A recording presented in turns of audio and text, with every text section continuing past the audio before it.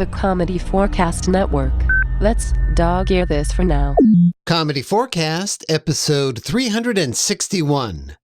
Up in Smoke. Comedy4cast is powered by its patrons. To support the show and get episodes before everyone else, visit patreon.com and search for Comedy4cast. All one word with the number 4. Or just go to comedy4cast.com and click on the Patreon link on the right-hand side of the page. In this episode, we talk about the holidays, learn about a new car, visit Mars, and more. Come on, let's get to the forecast.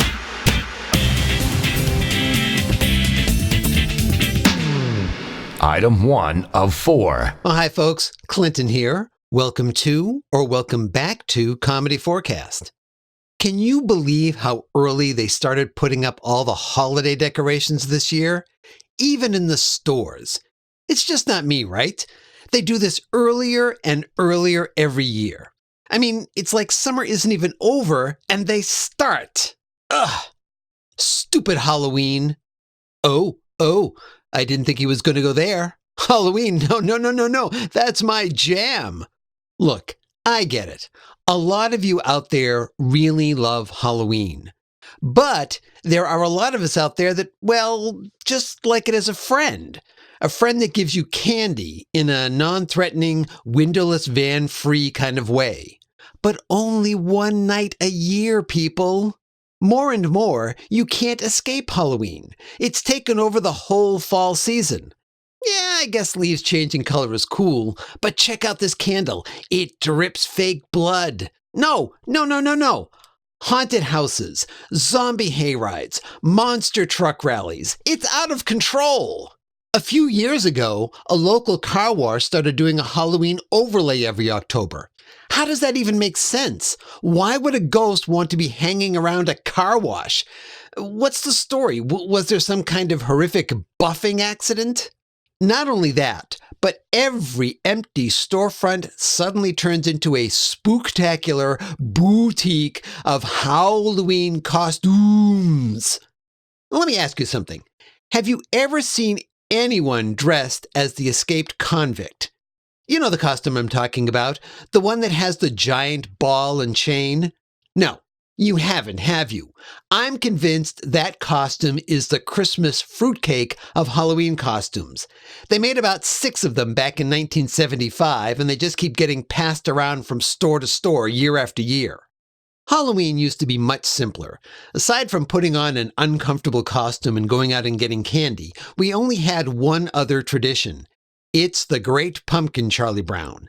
It was a special. It was something you had to wait for. You'd gather around the TV in anticipation, watch it, and then say, wow, I forgot how lame that was. And you'd forget by the next year and watch it again. Maybe I shouldn't blame people for this. I mean, maybe it's not their fault. Maybe there's something in the air that causes this, or the water, or in our food. Some special flavor that seems to find its way into everything this time of year. I'm not sure. I think I'll just finish my pumpkin muffin and pumpkin spice latte while I think about it. And then, maybe a few fake cobwebs would look good here in the studio. And a skeleton. And a few bats.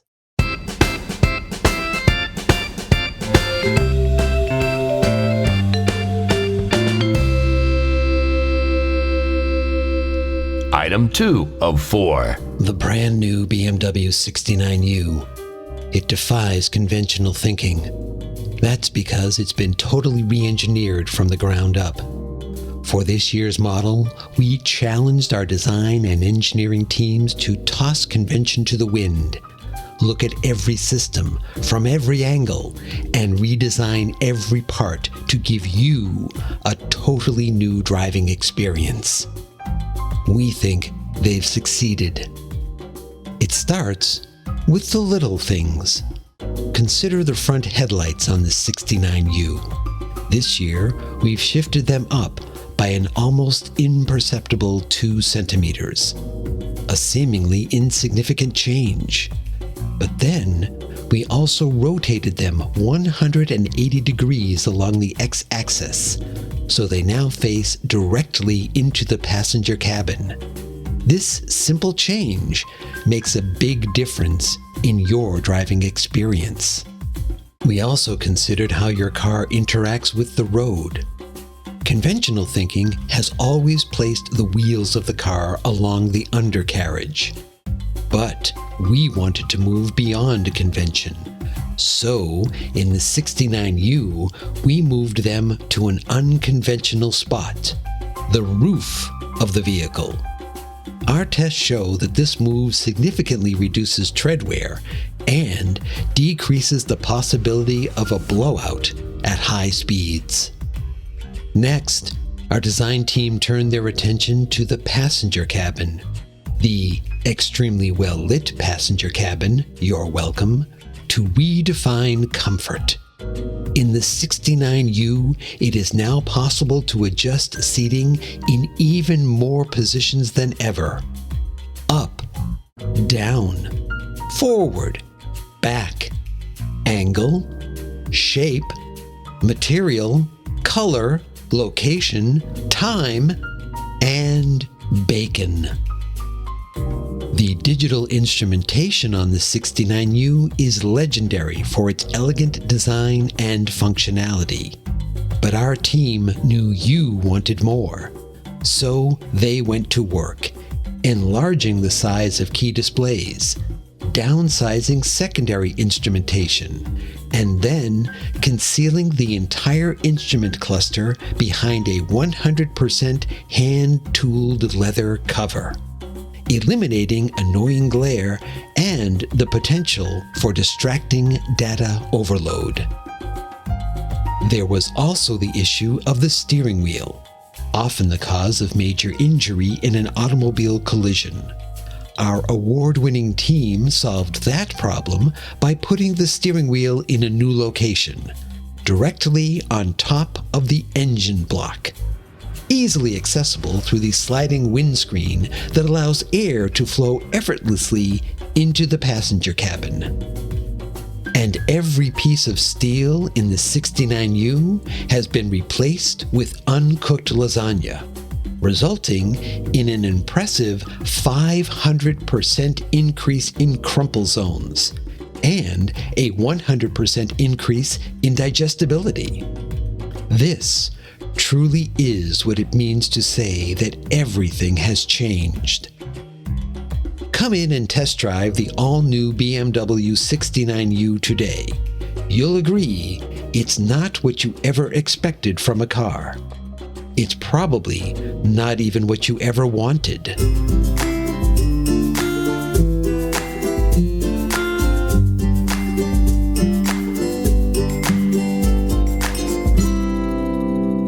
Item 3 of 4. Hi, I'm Derrick. And I'm Rory.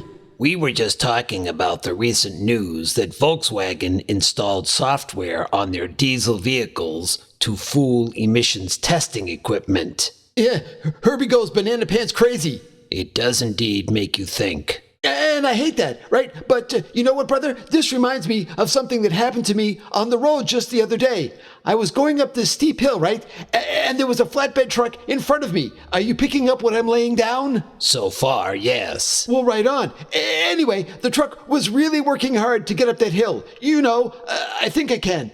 I think I am. I think therefore I am. Was that a truck or a Descartes?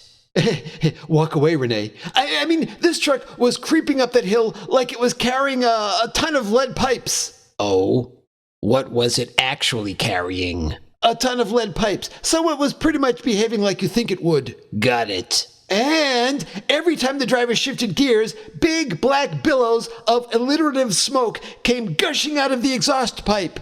Oh. Well said, brother. Yeah, it smelled like someone set fire to New Jersey and put it out by dumping Pennsylvania on top. Which exit to Allentown? Rory, that's no way to talk about those states. Hey. I'm not saying it was a bad smell. In fact, it was rather satisfying. You mean you liked that smell of all the burning petroleum? Sizzle.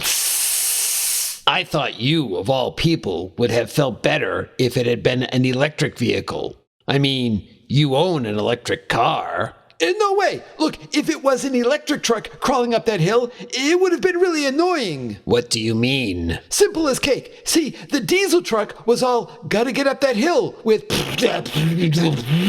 and tons of smoke, right? You could tell it was struggling just to keep moving. But, an electric truck would be just going along slow and sounding like nee. True, but an electric truck would have been much better for the environment. But it just doesn't feel right, right? I mean, it's too much of a dramatic change. We need some way to ease into it. Greasy wheel. What exactly do you have in mind? Okay, all right, how about we do this? We do like I did with my car. First, we start off with electric trucks actually burning oil, so you get those big, filthy clouds of smoke. And then we ease off of that by cutting down on the oil and putting a huge electric cigarette in the exhaust pipe, spewing out electric smoke. Wait, are you suggesting that the electric trucks get into vaping to help them break the smoking habit? Maybe. And how long would truck drivers need to do that? Oh, they could quit anytime they want. Really, it would be all part of a thing I like to call the 12-gear program. Honestly, Rory, I don't think truck drivers are going to go for that. Well, there's always plan B. What's that?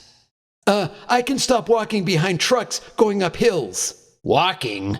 Rory, what were you doing walking in the road? No choice, brother. I had to drop off my car at the Betty Ford, Chrysler, and GM clinic the other day. Yeah, it turns out it's really hard to kick that petroleum habit. We know, Rory. We know. Allegory!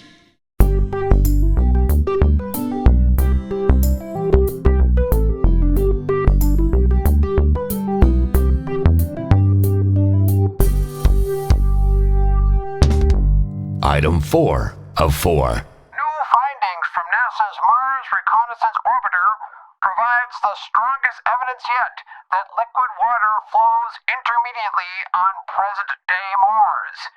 Charlie! What? Did you remember to turn off the sprinkler? Yes. Wait. No. Terrific! It's not bad enough we have those stupid rovers driving all over our lawn, drilling holes like some kind of insane robotic squirrel. Now they're going to come here looking for our water. What's the big deal? Are you kidding? Do you want everyone on Earth up here doing that? Well, sure. Do you know how much they pay for a bottle of water down there? Forget that Fiji water. This is the real pure stuff. We'll make a fortune, I suppose. And now, the nerdy punchline. But when we've made our millions and all the Martian water is gone, what are we supposed to do? I hear Europa is nice this time of year.